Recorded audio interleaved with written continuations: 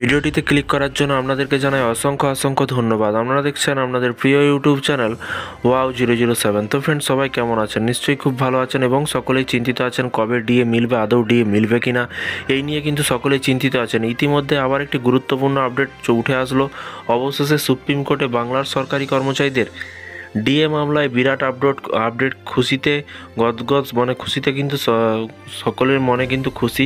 কি বলা হয়েছে চলুন দেখে নেওয়া যাক। বাংলার রাজ্য সরকারি কর্মচারীদের বকেয়া ডিএ মামলা ঝুলছে সুপ্রিম কোর্টে। বহুবার কিন্তু শুনানির দিন তারিখ সামনে এলেও কিন্তু সময়ের অভাবে মামলাটি ওঠেনি সুপ্রিম কোর্টে। গত 18ই মার্চ শেষবার কিন্তু সুপ্রিম কোর্টে বাংলার বকেয়া ডিএ মামলা কিন্তু শুনানি হওয়ার কথা ছিল, তবে সেই দিনও কিন্তু শুনানি হয়নি, ফের তা পিছিয়ে গিয়েছে।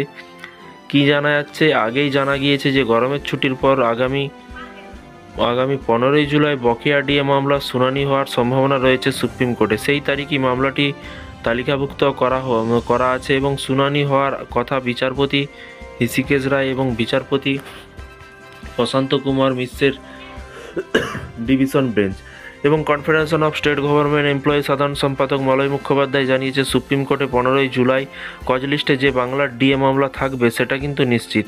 এরই মধ্যে এবার কিন্তু এই মামলা সংক্রান্ত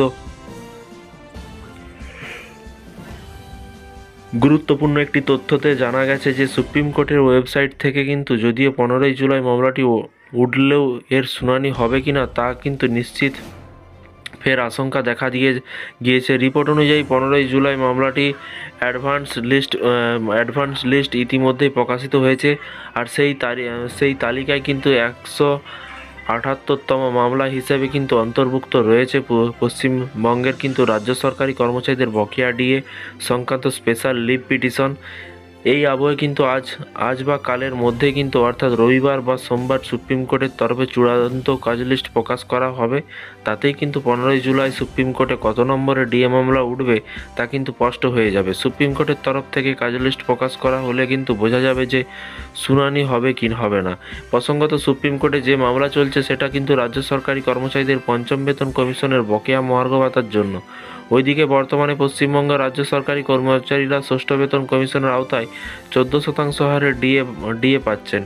এর পাশাপাশি 2022 সালের নভেম্বর মাসে কিন্তু সরকারি কর্মচারীদের ডিএ নিয়ে কলকাতা হাইকোর্টের রায়কে চ্যালেঞ্জ করে কিন্তু শীর্ষ আদালতে স্পেশাল লিভ পিটিশন দাখিল করেছিল মমতা বন্দ্যোপাধ্যায় সরকার। সেই সময় থেকেই ডিএ মামলা ঝুলছে সুপ্রিম কোর্টে। এদিকে প্রায় 1.5 বছর ধরে কিন্তু কেন্দ্রীয় হারে কিন্তু মহার্ঘ ভাতার দাবিতে আন্দোলন চালাচ্ছে রাজ্য সরকারি কর্মচারীদের একাংশ।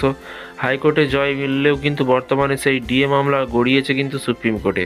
তবে সুপ্রিম কোর্টে বারংবার পিছিয়ে যাচ্ছে ডিএ মামলা